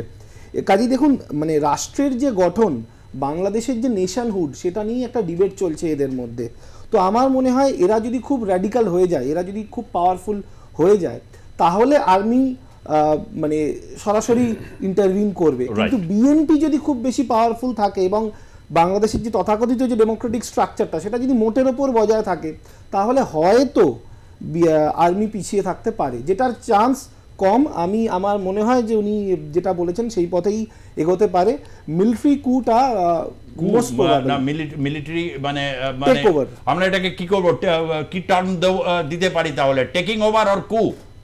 দীপ্তিমান বাবু, এটা সরাসরি ভাবে 5 তারিখ থেকে টেকিং ওভার ছিল এবং সেই টেকিং ওভারে সেনা প্রধানের ওপরে যে কালিমাটা লেগেছে, উনি বলেছিলেন যে আমি দায়িত্ব নিচ্ছি, আমার সেনা দায়িত্ব নিচ্ছে বাংলাদেশকে শান্ত রাখার জন্য। সুতরাং এটাকে কু বলা যাবে না, এটাকে কু বলতে রাজি নেই, এটা টেক রিটেক বলতে পারেন, রিটেক বলতে পারেন। এই মুহূর্তে তো কু নয় কোনোভাবেই, কিন্তু পরবর্তীতে হতে পারে। শেষ মানে একেবারে সময় শেষ ইয়েটা হচ্ছে, সত্যিকারের কি একটা ইতিহাসের নায়ক হয়ে উঠতে পারবেন? অনেকের কাছে অপদার্থ, অদক্ষ, নানা ইয়েতে ভূষণে তাকে ভূষিত করেছেন বিভিন্ন ক্ষেত্রে। তাকে হটাবার জন্য একবার প্রেসিডেন্ট হাউস অভিযান, ব্যর্থ অভিযানও হয়েছিল। সাহাবউদ্দিন চুপ্পু, কি মনে হয়? Superman of Bangladesh, superman of Bangladesh. সুপারম্যানদের নিয়ে তো অনেক মিথ বা অনেক কিছু, তার সাথে কিছুই শোনা যায় না, এত চুপচাপ। মিথের সঙ্গে প্র্যাকটিক্যালের কোনো সময় হয় না, এটা হবে অন্যরকম। আপনি দেখবেন এই যে সাইলেন্ট, যারা সাইলেন্ট আছে এরা কিন্তু, যারা মেইন প্লেয়ার তারা সবাই সাইলেন্ট আছে। এখন এই উচ্চিংড়ে গুলো লাফালাফি করছে, মেইন প্লেয়ার সাইলেন্ট আছে, মেইন প্লেয়ার সাইলেন্ট আছেন আপনি বলতে চাইছেন। সুতরাং শুরুতে যেটা বলেছিলাম যে কাউন্টডাউন শুরু, এখন কিছু প্রত্যেকটা লড়াই, যুদ্ধ, বিপ্লব স্টেজ বাই স্টেজ থাকে। আমি একটু নয় পিনাকির সিপিবির অফিসে শুনেছি, সেখানে ভ্লাদিমির ইলিচ লেনিনের থাকে। 1905 সালে বিপ্লব ব্যর্থ হবার পর তিনি এক্সাইলে চলে যান, তার কারণ জারের সেনাবাহিনী তখন তাকে হচ্ছে একেবারে উইচ হান্টের মতো তাকে খুঁজছে। ইংল্যান্ডে চলে যাওয়ার পর 1905 সালে তিনি যখন লিখছেন এপ্রিল থিসিস, বিখ্যাত সেই এপ্রিল থিসিসে তিনি অ্যানালিসিস করে দেখেছিলেন যে সমস্ত কিছু মুহূর্ত থাকলেও অনেক সময় বিপ্লবটা ব্যর্থই হয়, সেটা যদি আর্লি হয়ে যায় তার থেকে কিন্তু একটা বড় শিক্ষা পাওয়া যায়। 12টা বছর লেগেছিল 1905 থেকে, 12টা বছরে, এবং ধারাবাহিকভাবে যেভাবে করেছিল। তারপর আসে পৃথিবীর ইতিহাসে প্রথম সত্যিকারের শ্রমিক কৃষকের যে বিপ্লব, যেটা ইতিহাস বলছে, রাষ্ট্রবিজ্ঞান যেটাকে বলছে, সে বলশেভিক রেভলিউশন। 12টা বছর লেগেছিল। প্রত্যেকটা ছত্রে ছত্রে গুগলে যাবেন, প্রত্যেকটা স্টেপ বাই স্টেপ তারা কিভাবে এগিয়েছে সেটা রয়েছে। আর এখানে একটা অভ্যুত্থান, মেটিকুলাসলি ডিজাইন, সে কি দন্ত বিকশিত করে হাস্য প্রদর্শন বিদেশের মাটিতে, যা প্রতি মুহূর্তে বাংলাদেশের সেই চিরন্তন সত্তাকে আঘাত করছিল। এবার আসছে ফাইনাল কিয়ামত, দেখা যাক সেখানে। দীপ্তিমান সেনগুপ্ত বলছেন যে সাহাবউদ্দিন চুপ্পু ইতিহাসের এক মহানায়ক হতে চলেছেন। আমি হ্যাঁ বল না, মানে শেষ আর কি সময় শেষ যেটা, সেটা আমার এই আজকের দিনে দাঁড়িয়ে যেটা মনে হচ্ছে যে বাংলাদেশের আর্মি এটা অত্যন্ত গুরুত্বপূর্ণ একটা এবং অভিসন্ধিতে মানে এতে দাঁড়িয়ে আছে। তো Bangladesh army will be responsible, এবং এতদিন ধরে একটা রেসপন্সিবিলিটির সাথেই এরা কাজ করেছেন, কাজেই সেটা নিয়ে নিশ্চিত। সুবল বাবু, এমনি আপনি চুপচাপই রয়েছেন, শুনছেন লেখক বা ইয়েতে, বাংলাদেশের লেখকদের অবস্থা খুব খারাপ। শুধু শিল্পী, সাহিত্যিক, অভিনেতা, অভিনেত্রী, কি সুন্দর বর্ণময় সব এক একজন অভিনেতা, অভিনেত্রী, তাদেরকে হচ্ছে ফতোয়া দিয়ে মানে যাকে গ্যারেজ করে দেওয়া, গ্যারেজ করে দিয়েছে। কি উল্লাস, কি দারুণ দারুণ সব ক্রিকেটার, তাদের নানা রকম তারা ফতোয়ার শিকার। এরকম একটা অবস্থা থেকে দাঁড়িয়ে সত্যিকারের আপনি কি মনে করেন যে তাসলিমা নাসরিন বা এদের ব্যক্তিত্ব যারা, তারা কেন বাংলাদেশে, তারা কেন আগামী দিনে ফিরবে না? তারা আগামী দিনে বাংলাদেশের সমস্ত লেখক এদের একটা মুক্ত পরিবেশ তৈরি হবে, সেটা আজ না হোক কাল, এই বিশ্বাস কি আমরা করতে পারি? দেখুন, আমি বাংলাদেশকে নিয়ে কোনো ভবিষ্যৎবাণী করতে পারি না। কেন বলুন তো, বাংলাদেশটা প্রথম থেকে, যদি ওখানে ওই আমাদের মুসলিম সংখ্যা এবং হিন্দুদের সংখ্যা আমি বললে হয়তো কীভাবে বলবেন আমি জানি না, যদি একটা মার্জিনালভাবে থাকতো তাহলে একটা হতো। ওখানটা মেনলি দেখা যাচ্ছে যখনই ধর্মটা হচ্ছে ওদের হচ্ছে রাষ্ট্রশক্তি, চালিকা শক্তি ধর্মটা, যার ফলে তসলিমা যখনই মানে কিছু বলতে চেয়েছে, মুক্ত কণ্ঠে বলতে চেয়েছেন, তখনই তার বিরুদ্ধে ফতোয়া জারি হয়েছে। তসলিমা আপনি লজ্জা উপন্যাস পড়ুন বা যে কোনো পড়ুন, সেগুলো তেমন কিছু তো বলেনি, যেটা সত্যি যেটা ঘটেছে তার একের পর এক বিবরণ দিয়ে গেছেন। তার মানে এই না তার থেকে নির্বাসিত হয়ে যাবে, তার বই মেলায় বিক্রি করতে দেবো না, তার বই পুড়ে দেবো, এমন কিছু ব্যাপার না। এখন ওখানে বাংলাদেশে যারা লেখক সাহিত্যিক আছেন ওদের সত্যতে খুব কষ্টের এবং দুর্দিনের মধ্যেই যাচ্ছে। ওখানে বাক স্বাধীনতা নেই বললে হয়, সেখানে বাক স্বাধীনতা নেই বললে হয়, এমন একটা পরিস্থিতির মধ্যে দিয়ে বাংলাদেশ রয়েছে। এবং আগামী দিনে কি হবে আমি জানি না। শেখ হাসিনার বেলা তো শেখ হাসিনার বেলাই তো তসলিমা নির্বাচন, মানে আমি আমি আমি আমি একটু আবারও দীপ্তিমান বাবু বহু মানুষ এই প্রোগ্রামটা দেখছেন, আপনিও নিশ্চয়ই বুঝতে পারছেন, বিশেষ করে অনলাইনে তারা খুব ডিসাইসিভ কিছু কথা শুনতে চাইছেন। এটাই মানে অসংখ্য ধৈর্যের পরিচয় দিয়েছেন। আমি শুধু আওয়ামী লীগের কথা বলবো না, আমি একটু প্যানেলকে বলবো। গতকাল আমি আপনাকে একটু বলি, গতকাল একটা গ্রককে একটা প্রশ্ন করেছিলাম। গ্রক এখন অনেক উত্তর দেয়। আমি একটু স্ক্রিনশটটা যদি থাকে একটু দেখাতে বলবো প্যানেলকে, যে সেখানে একটা গ্রককে হচ্ছে যে বাংলাদেশে হিন্দুদের সিচুয়েশনস ঠিক কী। তো সেখানে যে উত্তরটা আর কি প্রশ্ন আকারে দিয়েছিলাম, সেখানে কিন্তু এই উত্তরটা এসেছে।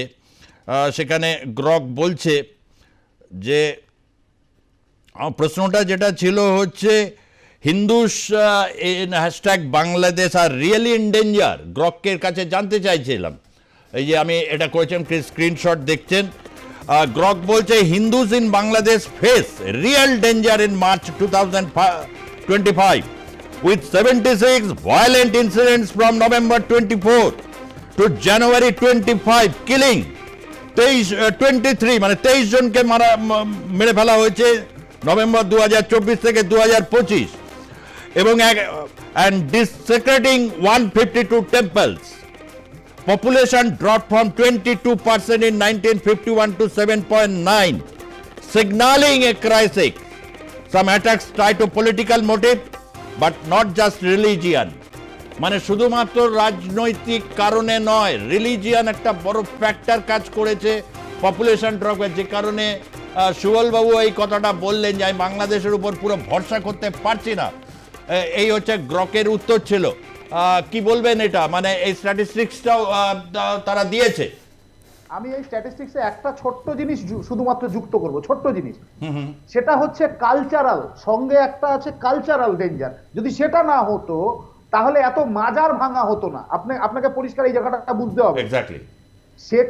সেখানে ক্যালিফেটটাকে এস্টাবলিশ করতে গিয়ে তারা যেটা করতে চাইছে, তাদের সংস্কৃতি ইতিহাস সমস্ত কিছু ভাঙতে চাইছে, যেটা ওই কি বলে আফগানিস্তানে বুদ্ধ মূর্তি ধ্বংসের মধ্য দিয়ে হয়েছিল। পাকিস্তান আজকে তার আইডেন্টিটি ক্রাইসিসে ভুগছে, কারণ ইন্ডাস ভ্যালি ওই কি বলে আমাদের সিন্ধু সভ্যতা যেটাকে আমরা বলি, সিন্ধু সভ্যতাকে স্বীকার করেনি। বাংলাদেশ সেই পথে যেতে, মানে বাংলাদেশ বলছি না, এই যে যারা এখন র্যাডিক্যাল আছে তারা সেই পথে নিয়ে যাচ্ছে, সেটার চেষ্টা। সুতরাং এটা একটা সাংস্কৃতিক লড়াই। সুতরাং এই সাংস্কৃতিক লড়াইটা বাংলাদেশের মানুষ করতে পারবেন কিনা সেটার উপরে অনেক কিছু নির্ভর করছে। এই দুটো জিনিসের মানে সাংস্কৃতিক লড়াই কোথাও একটা জায়গায় প্রত্যেকটা মুহূর্তে যখন পিছু হটার কতগুলো সিগন্যাল। প্রথমে তো বলেছিল মানে পয়লা বৈশাখের অনুষ্ঠানই করতে দেওয়া যাবে না, ওটা হিন্দু সংস্কৃতির অঙ্গ। এই যে মঙ্গল যাত্রা, যেটা এককালে আনন্দ যাত্রা ছিল, এখন আনন্দ যাত্রা থেকে মঙ্গল যাত্রা হয়। হুসেন মোহাম্মদ এরশাদ থেকে শুরু করে শেখ হাসিনা, খালেদা জিয়ার সময় পর্যন্ত এ করতো, মানে এখন তারা এটা রাজি হচ্ছে না। এবং হচ্ছে বাংলাদেশে এই যে ফারুকি বা এদেরও একটা রোল কি রয়েছে। পিনাকি তো বা এরা তো ফারুকির উপর চরম খাপ্পা ছিল। এরা নাকি প্রথম আলোর দ্বারা লোক কত এপিসোডও করে মানে এগুলো করেছে। এখন দেখা যাচ্ছে যে এদের উপর কিছু মানে ই করছে না কোথাও। এই যে একটা লড়াই, পাওয়ার স্ট্রাগল যেটাকে আমরা বলি, একটা দিকে ইন্টেন্সিফাই, একটা দিকে আর্মির অবস্থান, এই অবস্থানের মধ্যে থেকে বহু মানুষ স্বপ্ন দেখছে, প্রত্যাশা করছে নতুন বাংলাদেশ ঠিক কোন মুহূর্তে ভূমিষ্ঠ হবে বা জন্মাবে, এই দমবন্ধকর পরিস্থিতি থেকে বেরোবে, এই প্রশ্নটা বিরাট প্রশ্ন। টাইমক্ষণ বলা খুব মুশকিল, কিন্তু তবুও যা জানতে যাবো, কারণ না আমি প্রদীপ্ত, এটা আচ্ছা প্রদীপ্ত আগে বলুন কোন টাইমক্ষণ তুমি টাইমক্ষণ বলা এক্স্যাক্টলি বলা মুশকিল, কিন্তু আমার যেটা মনে হয় যে 5ই আগস্টের যে অভ্যুত্থানটা হয়েছিল সেটাকে এরা করেছিল কিভাবে, ছাত্রদেরকে বা যুবাদেরকে বুঝিয়েছিল যে শেখ হাসিনার যে রুলটা বা বাংলাদেশের যে ভিত্তিটা সেটা হচ্ছে একটা একনায়কতন্ত্রের উপর দাঁড়িয়ে আছে, এক করাপশনের উপর দাঁড়িয়ে আছে।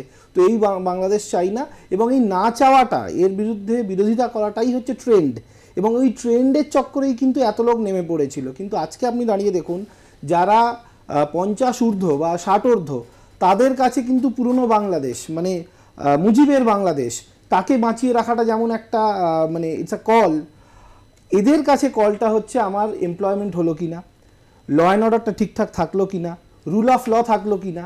কাজেই যুব ছাত্র এদের কাছে এরা কি বাংলাদেশ পেয়েছে, অভ্যুত্থানের পরের যে বাংলাদেশ, সেখানে একটা লোকও কি সেফ, একটা লোকও কি সিকিউরড। আপনি যদি উত্তরবঙ্গ থেকে মানে বাংলাদেশের উত্তরবঙ্গ থেকে দক্ষিণবঙ্গে যান, আপনি যদি মহিলা হন বা মহিলা নন পুরুষই হন, আপনি কি মাথায় ট্যাগ লাগিয়ে ঘুরবেন যে আমি অভ্যুত্থানপন্থী? আপনাকে লুট করে নেওয়া যেতে পারে। হ্যাঁ দীপ্তিমান বাবু, আপনি একটা বলেছেন, তখনই আমার এই প্রশ্নটা করার ইচ্ছা ছিল, কিন্তু অন্যদিকে প্রসঙ্গোত্তরে যেতে হলো।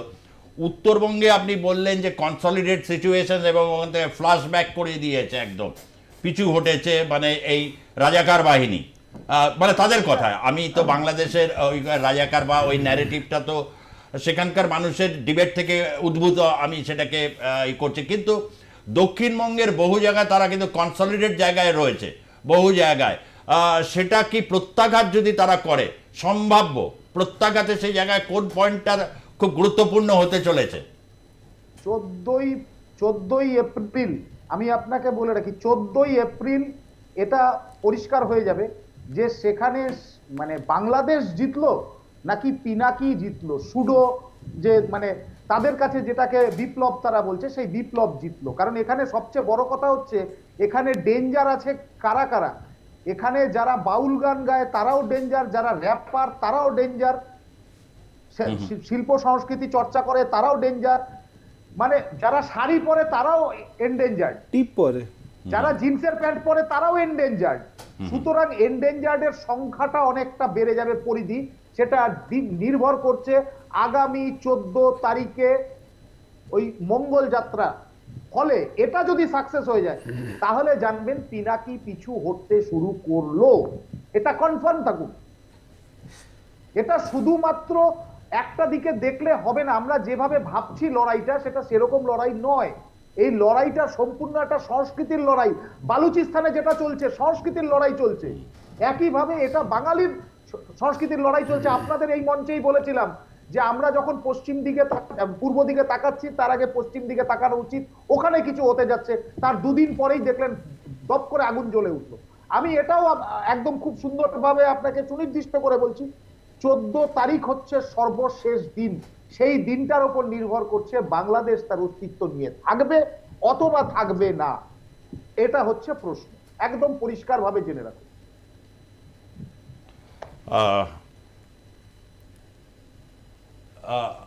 পরিস্থিতির কারণে নাম বলতে চাইছেন না, কিন্তু বাংলাদেশ থেকে একজন দর্শক বন্ধু আমাদের সঙ্গে যোগাযোগ করেছেন। বলুন, আপনি আপনার নাম বলার দরকার নেই, আপনি বলুন। আমি এই ফোন দিচ্ছি, আমরা প্রতিনিয়ত আপনাদের এই চ্যানেলটা দেখি এবং অনেক তথ্য জানতে পারি। ধন্যবাদ জানানোর জন্য আমি আপনাদেরকে ফোন দিচ্ছি। আজকে ফোন নাম্বারটা পেলাম, আগামীতে আপনাদের সাথে অনেক কথা হবে। পরিস্থিতি কিরকম, কি অবস্থায় রয়েছেন? পরিস্থিতি তো আমাদের সাবধানে কথা বলতে হয়, খুব মানে মানে মানে আমরা খুব মানে চাপের ভিতরে আছি, মানুষ চাপ এবং কোনো কথা বলতে হচ্ছে বিপদের ভিতরে আমরা অনেকে আছি। কিন্তু আপনাদের অনুষ্ঠান শুনছি, ধন্যবাদ আপনাদেরকে, এবং এইভাবে আমাদের কোনো উপকার হচ্ছে এবং মানুষ সাহস পাচ্ছে এবং আগামীতে বেশ ধন্যবাদ। খুবই নাম প্রকাশে অনিচ্ছুক ছিলেন এ থেকেই বোঝা যায়, ভয় এ থেকেই বোঝা যায় যে একটা ভয় বা সন্ত্রাসকে মানে বজায় রাখলে নিঃসন্দেহে আমরা এটা বলতে চাই। অনেকেই আমাদের প্রতিনিয়ত গালি দিয়ে গেছেন, প্রতিনিয়ত বিভিন্ন টাইম লাইনে কেউ কেউ বলেছেন উত্তর পূর্ব ভারত নিয়ে মাথা ঘামান, মণিপুর নিয়ে মাথা ঘামান। হ্যাঁ, নিশ্চয়ই আমরা এই নিয়ে মাথা কত ঘামাই, মণিপুর নিয়ে বহু পর্ব হয়েছে। উত্তর পূর্ব ভারত এই ভূরাজনৈতিক এই অবস্থানে সাউথ ইস্ট এশিয়া নিয়ে প্রত্যেকটা ঘটনার বলবো, কিন্তু যে কথাটা বললেন সেটার কি উত্তর হবে? আপনাদের কার কাছে সেই উত্তরগুলো রয়েছে? আমরা নিশ্চয়ই যখনই সুযোগ পাবো এই প্রশ্নটা তুলে ধরবো বা বাংলাদেশের সংবাদ মাধ্যমের কাছে জানতে চাইব কি অন্যায় করেছে এই সমস্ত মাজার যারা করেন, সুফি যারা রয়েছেন, যারা বাউল গান, যারা দরবেশ পন্থী, যারা দরবেশ গান বিভিন্নভাবে যে এই লোকশিল্পের ভরপুর জায়গাকে তারা জাস্ট তারা অমুসলমান এই তকমা দিয়ে তাদেরকে হটিয়ে দিচ্ছেন, হিন্দুদেরকে কাফের বলে তাদেরকে করছেন। এই বাংলাদেশের জন্য কি লড়াই করেছিলেন মুক্তিযোদ্ধারা? সেরা বাংলার সেই সন্তানরা 52 সাল থেকে যে শুরু হয়েছিল, যারা একেবারে চোখে চোখ রেখে কথা বলেছিল, তারা কি ভারতের মদত নিয়ে কথা বলেছিল? 71-এর ডিসাইসিভ মুক্তিযুদ্ধের সময় ভারত যুদ্ধে প্রথমে যায়নি। ইতিহাস বারবার করে দেখুন, দরকার পড়লে সার্চ করুন, ঠিক যেরকমভাবে প্রশ্ন করুন বিভিন্নভাবে, দেখবেন উত্তরটা পেয়ে যাবেন। পশ্চিমে তারা যুদ্ধটাকে পাকিস্তান নামিয়ে এনেছিল, রাজস্থান দিয়ে তারা অ্যাটাক শুরু করেছিল, পাঞ্জাবের উপর দিয়ে অ্যাটাক শুরু করেছিল। তারপর তৎকালীন ভারতের প্রধানমন্ত্রী শ্রীমতী ইন্দিরা গান্ধী এবং শ্যাম মানেকশে তার যুদ্ধ ঘোষণা করে এবং 16ই ডিসেম্বর এক ঐতিহাসিক বিজয় অর্জন করে বাংলাদেশ। এবং অবশ্যই জেনিভা চুক্তি অনুযায়ী ভারত নির্দিষ্ট সময় অনেক আগে তারা এক খণ্ড ভূখণ্ড ভারত সেখান থেকে নিয়েছিল। এইসব প্রশ্নগুলো নিয়ে যখন উদ্বেলিত হয়েছিল তখন হচ্ছে এই ধরনের একটা যে বাংলাদেশ থাকবে না জিতবে হচ্ছে মৌলবাদ। আর এই প্রশ্নের ডিসাইসিভ জায়গা দীপ্তিমান সেনগুপ্তর মতে 14 তারিখ, এটা একটা সত্যি খুব কালমিনেটিং ডে, যে দীর্ঘদিনের পরম্পরাকে শুধুমাত্র হিন্দু সংস্কৃতি বলে তারা আটকাতে পারবে কিনা। আরও একজন আমাদের সঙ্গে দূরভাষে ছিলেন। এই জায়গা থেকে আমরা আজকে জনমত এই পর্যন্তই থাকছি, তার কারণ অনেকে রয়েছেন দীর্ঘক্ষণ ধরে আমরা এটা গেছি এবং আমি জানি দীপ্তিমানবাবু খুব ব্যস্ত, কারণ রাতের দিকে অনেক বিভিন্ন বাংলাদেশের অনেক ইউটিউবারদের সাথে তার সংলাপ হয়। আমি ধন্যবাদ জানাবো ডক্টর প্রদীপ্ত রায় আপনাকেও, সুবল সর্দার আপনাকেও। শুধু একটা প্রশ্ন করি, আচ্ছা সুবলদা, আপনাকে যদি বলে যে মুক্ত হয়ে গেল বাংলাদেশ, এই যদি বাংলাদেশ থেকে ডাকে বা বাংলাদেশ কখনো যেতেই মানে ইচ্ছে করে? দেখুন, বাংলাদেশ হচ্ছে আমাদের হার্ট। বাংলাদেশ আমার কাছে একটা রূপকথার গল্পের মতো, অবশ্যই যেতে ইচ্ছা করে। কিন্তু বাংলাদেশটা দেখুন, পদ্মা যমুনা, আমরা যে ছবিগুলো কল্পনা করি, মেঘনা পদ্মা এবং এক রূপসী বাংলার যে আসল কনসেপ্ট, সেটা তো বাংলাদেশেই যেতে তো ইচ্ছা করে। আমার মনে, আমি যখন ঘুমিয়ে থাকি, আমি যে স্বপ্ন দেখি, বাংলাদেশের স্বপ্ন দেখি, যে একটা ছবির মতো দেশ যেখানে শান্ত সিগ্ধ তরুণ সামার নদী, সামার ডাক, সজল ভূমি। এখন এরকম একটা ভূমিতে যে এরকম একটা নৈরাজ্য বিরাজ করবে, এরকম মানুষের মনে যে একটা আতঙ্ক সৃষ্টি করবে, এটা তো আমাদের বাঙালি হিসেবে আমাদের খুব দুঃখ লাগে। বাংলাদেশের হাট মানে আমাদের হাট, ওরা নিঃশ্বাস প্রশ্বাস দিলে আমরা উপলব্ধি করতে পারি। আরেকটু সময় বারবার পিসিআর থেকে অনেকে বলছে, অনেকে যেহেতু দেখছেন, মানে একটু আমি পবিত্র রায়কে বলবো আর একটু মানে অনেকে কিন্তু বলেন এই বাংলাদেশে টানে না, মানে সুবলবাবু যতটা আবেগ দিয়ে বললেন, অনেকে হচ্ছে এই বাংলাদেশে মানে তারা ভাবতেই পারে না। কিন্তু আপনার পক্ষে এটা মুশকিল, কারণ আপনাদের মুক্তিযুদ্ধের একটা, আপনার ফ্যামিলির একটা ঐতিহ্য আছে। বাংলাদেশ খুব আবেগের জায়গা। আমি একটা কথা বলি, আমি এখানে যারা আছেন, যারা বাস্তবিক অর্থে আছেন, তারা তো অনেক সময় হোটেলে খেতে যান। তো হোটেলে খেতে গেলে যদি আপনাকে স্টিলের থালে দেয় বা ওই কাগজের পাতায় দেয় অথবা কাঁসার থালায় অথবা কলা পাতায় দেয়, তাহলে আপনার কাছে প্রথম কোন দুটো অ্যাকসেপ্টেবল হবে? কোন দুটো? নিশ্চয়ই কাঁসার থালা আর কলা পাতা। এটা অন্য কিছু না, তৃপ্তিটা আপনার মাথাতে সাইকোলজিক্যালি ঢুকে আছে। একদম রান্নার পার্থক্য হয়নি, সাইকোলজিক্যাল তৃপ্তি এটা। এই সাইকোলজিক্যাল তৃপ্তিটার একই ক্ষেত্রে বাংলাদেশের ক্ষেত্রেও প্রযোজ্য। বাংলাদেশের মানুষের কাছে প্রশ্ন আসবেই, আসতে বাধ্য, যে কোনটা এই মানে বাংলাদেশকে বিগত কয়েক দশক যাবত এই ক্যালিফেট যারা করতে চাইছে, খিলাফত যারা করতে চাইছে, তারা ইসলামের যে দর্শনটা, সেই দর্শনটাকে বাংলাদেশের মানুষ এটা বুঝতো না যে তারা মাজারে যাবে, মাজারে গিয়ে অনেকে চাদর চড়াচ্ছে, কেউ নমস্কার করছে, আবার সেখানে গিয়ে কেউ নামাজ পড়ছে। এই যে বাংলার যে নিজস্বতা, এই নিজস্বতাটাকে হাতে ধ্বংস। ওরা দেখেছে না আমরা শিল্পকর্ম করতে পারি, ওরা নিজেরাই বলছে যে রাজু ভাস্কর্যের সামনে আয়, রাজুতে আয়, এই রাজু ভাস্কর্যের সামনে আয়। ভাস্কর্যটাও যে বাঙালির একটা পরিচয়, সেই পরিচয়টাকে ধ্বংস করার, ওই যে গ্রামের মধ্যে একটা লোক দোতরা বাজাচ্ছে, সেইটাও বাঙালির একটা অংশ। তো সুতরাং এই জায়গাটাকে যারা শুধুমাত্র র্যাডিক্যালিজমের নামে ধ্বংস করছে, আমি সেই জায়গাটার কথা বলছি। এটা মানুষ আস্তে আস্তে বুঝতে পারছে।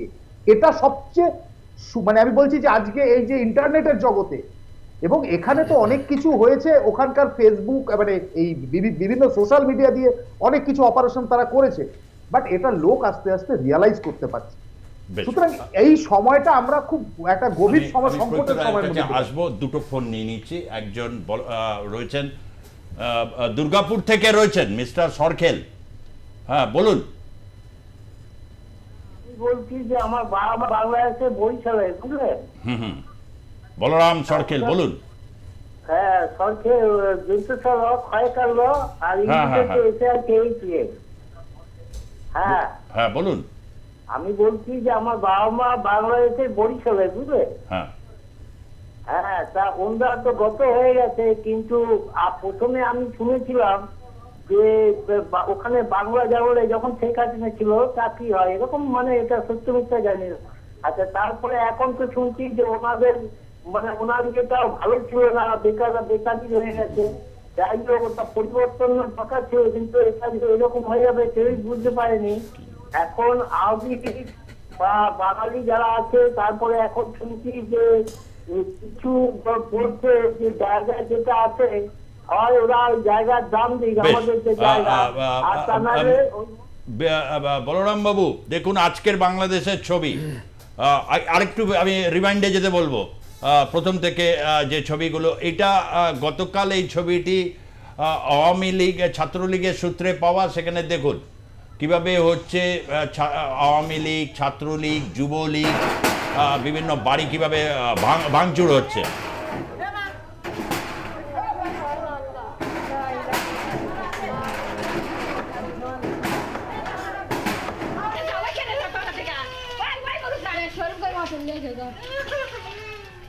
শিশুর কান্না মানে আসছে এই যেটা মানে এই যে ছবি আমি চলে যাব হচ্ছে পরবর্তী। আরো একজন রয়েছেন আমাদের সঙ্গে, দ্রুত মানে কে বলছেন? গোরাচাঁদ মন্ডল, নবদ্বীপ, বলুন।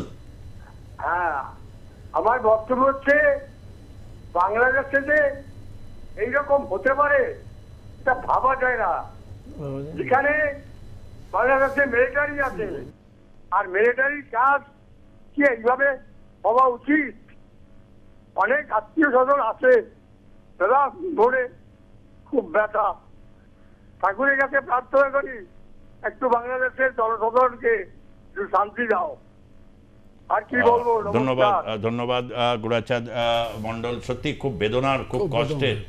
শুরুতে যেভাবে মনটা বিক্ষুব্ধ হয়েছিল তাসলিমা নাসরিনের পোস্ট, ও ছবি দেখানো যায় না, ওসব ছবি দেখানো সম্ভব নয়। কিন্তু এই যে ছবি মানে তারা পাঠিয়েছেন, এটা মানে ছাত্রলীগের সৌজন্যে পাওয়া, কিভাবে বাড়ি ভাঙছে, শিশুর কান্না মানে ভেসে আসছে। সত্যিই বাংলাদেশ মানে পশ্চিমবঙ্গের মানুষ নিয়ে বারবার অনেকে বিভিন্ন সময় বিভিন্ন প্রশ্ন তোলা হয়েছে যে এইখান থেকে নাকি আমরা বিকৃত খবর ইয়ে করি, নানা রকম ইয়ে করছি। একবার আয় বাংলাদেশে, ধরে জবাই করে দেবো, কতল করে দেবো, কত ধরনের এই সমস্ত কথাবার্তা। কিন্তু দেখুন কি মানে এইসব মানে এক মানে রাজনৈতিক হিংসায় পশ্চিমবঙ্গে হয়, পশ্চিমবঙ্গের রাজনৈতিক হিংসার বহু রয়েছে, কিন্তু এই একেবারে এ থামার কোনো লক্ষণ নেই। দেখুন পশ্চিমবঙ্গের পশ্চিমবঙ্গের রাজনৈতিক হিংসার ক্যারেক্টারটা রাজনীতির মধ্যে সীমিত। আমি সেটাকে জাস্টিফাই করছি না, অত্যন্ত নক্কারজনক। এটা সত্যি বাঙালি পশ্চিমবঙ্গবাসী হিসেবে আমাদের কাছে লজ্জার ব্যাপার। কিন্তু বাংলাদেশে যেটা হচ্ছে এটা রাজনৈতিক সীমানার মধ্যে আটকে নেই, এটা কিন্তু আইডেন্টিটি, রিলিজিয়ান, এই সমস্ত কিছুকে ছাপিয়ে গেছে এবং মনুষ্যত্বকে ছাপিয়ে গেছে। মানে এটা বলছে যে এটা শুধু রাজনৈতিক না। আপনি যে প্রশ্নটা করলেন শুরুতে ওনাকে যে বাংলাদেশে যেতে ইচ্ছা করে কিনা, আমি জাস্ট একটা অ্যানেকডোট শেয়ার করতে চাই। হ্যাঁ, আমি অ্যানেকডোট শেয়ার করতে চাই। আমার মায়ের দিকের রুটটা হচ্ছে বাংলাদেশের, মানে অধুনা বাংলাদেশে, যদি ওনারা স্বীকার করেন না এই কারণে, কারণ ওনাদের বক্তব্য যশোর খুলনা কোন যুক্তিতে বাংলাদেশের পক্ষে যায়। Jessore Khulna was very much মানে ইন্ডিয়ার দিকে আসার কথা ছিল, মুর্শিদাবাদ, এবং সেই জটিল ইতিহাসে আমি যেতে চাইছি না কেন মুর্শিদাবাদ এদিকে এলো এবং যশোর খুলনাকে দিয়ে দেওয়া হলো। আমার দিদিমার মুখে আমি যেটা শুনেছি, যিনি বাংলাদেশে থেকেছেন, বড় হয়েছেন, বিয়ে করেছেন এবং মানে পলায়ন করেছেন, তাকে যখন আমরা বলতাম যে চলো না একবার বাংলাদেশে যাই, আমাদের কাছে বিদেশ বেড়াতে যাওয়ার মতন যে এই ছুতোয় যদি একটা বিদেশ যাওয়া যায়, তিনি কোনোদিনও রাজি হননি। উনি বলতেন যে আমি মরে যাব কিন্তু বাংলাদেশে কোনোদিনও যাব না। আর ওই যে পাশের বাড়ির চাচার গল্প বলা হয়, যিনি বর্ডার অবধি ছেড়ে দিয়ে গেছিলেন, ও সব কিচ্ছু অন্তত ওনার সাথে হয়নি। এবং আমার যে মামারা ওখানে জন্মেছিলেন, বড় হয়েছিলেন, তারাও কোনোদিনও বাংলাদেশে যেতে রাজি হননি। কাজেই তাদের প্রিজম দিয়ে দেখলে বাংলাদেশে যাওয়ার প্রশ্নটা না, এই বাংলাদেশে যাব এটা ওই সেমিনার করতে গেলাম, নাটক নিয়ে গেলাম, সিনেমার উৎসবে গেলাম, এই যে ঢাকার যে মানে বর্ধিষ্ণু জায়গা শাহবাগ, তার মধ্যে এগুলো খুব ভাল লাগে। কিন্তু ওইটাকে পেরিয়ে গিয়ে যখন আপনি প্রত্যন্ত বাংলাদেশে যাচ্ছেন, যেখানে জীবনযাপনটা সত্যিই কঠিন, বিশেষত হিন্দুদের পক্ষে কঠিন, সেই বাংলাদেশে যাওয়ার কথা বলাটাই একটা বাতুলতা। শেষ প্রশ্ন এটাই আর কি, আরও কিছু ঘটবে আগামীকাল বা এই বিভিন্ন ক্ষেত্রে আমরা আপডেট দেবো। তবে এটা ঠিক কথা, সবচেয়ে কঠিন মনে হয় দীপ্তিমানবাবু লড়াইটা তাদের ছিল যারা দুই বঙ্গেই হচ্ছে সেকুলার, গণতান্ত্রিক। এই যে বাংলাদেশে হিন্দুদের কাছে খুব বিপজ্জনক, এটা এই রাজ্যের যারা সেকুলার মানুষ তাদের কাছে যেমন খুব কষ্টদায়ক, বেদনাদায়ক, মানে একটা লজিক্যাল পয়েন্টে যাওয়ার মানে জায়গা। বাংলাদেশের কিন্তু যারা এরকম সেকুলার বা তারা কিন্তু দীর্ঘদিন ধরে তারা অবশ্য বলে গেছেন যে ওখানে হিন্দু বা সংখ্যালঘু, পাহাড়ি যারা, ছোট নৃগোষ্ঠী যারা, তারা ভীষণভাবে আক্রান্ত বা বিভিন্নভাবে বিশ্ব জনমতের নজরে তারা আনার চেষ্টা করেছেন। সত্যি সবার কাছেই, দুই বঙ্গেরই সেকুলারদের কাছে, ডেমোক্র্যাট যারা, তাদের কাছে খুব কঠিন সময় পার হতে হচ্ছে। যে কোনো কেউ ফোন করতে গিয়ে আপনি দেখতেই পাচ্ছেন যে আবেগে রাখতে পারছেন না, মানে বলতে পারেন না, কান্না ভারী হয়ে গেছে, কান্না ভারী হয়ে যাচ্ছে, এটা বাস্তবতা। তবে এর থেকে পশ্চিমবাংলার মানুষের একটু শিক্ষা নেওয়ার প্রয়োজন আছে। আমি পশ্চিমবাংলার মানুষকে বলছি, সচেতন থাকুন। আমি সচেতন থাকতেই বলবো প্রত্যেককে, কারণ এই যেভাবে ডেমোগ্রাফি চেঞ্জ হচ্ছে এবং এই মুহূর্তে কেন্দ্রীয় সরকারের সঠিক সিদ্ধান্ত হয়েছে যে সমস্ত বর্ডার সিল করে দেওয়া, একদম রাইট, এটা অত্যন্ত সঠিক সিদ্ধান্ত হয়েছে। এবং আমি বলছি যে এরপরে যদি বাংলাদেশে আরো কিছু লোক, যদি আমি জানি এরপরে নিশ্চয়ই কিছু লোক তো অবশ্যই মারা যাবে, কিন্তু একটা জিনিস প্রমাণিত হবে যে যেখানে ওই বাংলাদেশের ওই মানে বাংলাদেশ বলতে ওই থটটা নেই, ওই যে ক্যালিফেট থট প্রসেসটা নেই, সেখানেই শান্তি আছে, এটা প্রমাণিত হবে। তাতে হয়তো কিছু ধ্বংস হবে, কিন্তু এটা ক্যালিফেটের কথা যারা বলছে, যারা শান্তি শান্তি বলে চিৎকার করছে, সেই সব শান্তিবাদীদের কিন্তু বার্তা একটা পৌঁছবে, এবং যারা এটাকে নিয়ে বেশি নাচানাচি করছে। খুব পরিষ্কার স্পষ্টভাবে কথাটা বললাম। বেশ, ধন্যবাদ। আজকের মতো একটু দীর্ঘায়িত সময় আমরা একটু গেছি, অবশ্যই ধন্যবাদ জানাবো ডক্টর প্রদীপ্ত রায়, আপনাকে অধিকক্ষণ সময় দিয়েছেন। আমরা প্রত্যেকেই এই মুহূর্তে বাংলাদেশ নিয়ে ভাবিত, চিন্তিত এবং প্রতি মুহূর্তে একটা পর্যবেক্ষণ আমরাও করছি। দীপ্তিমানবাবু, আপনাকে বিশেষভাবে ধন্যবাদ।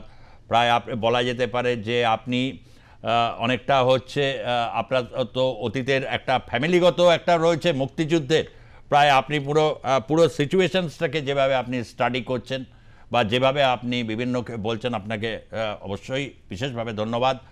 এবং সুবল সর্দার, লেখক, প্রাবন্ধিক, আপনাকেও ধন্যবাদ। ধন্যবাদ আপনাদেরকেও যারা দেখলেন আজকের পর্বের জনমত। দেখতে থাকুন আর+ নিউজ, সবার আগে সবার পাশে। ধন্যবাদ, নমস্কার।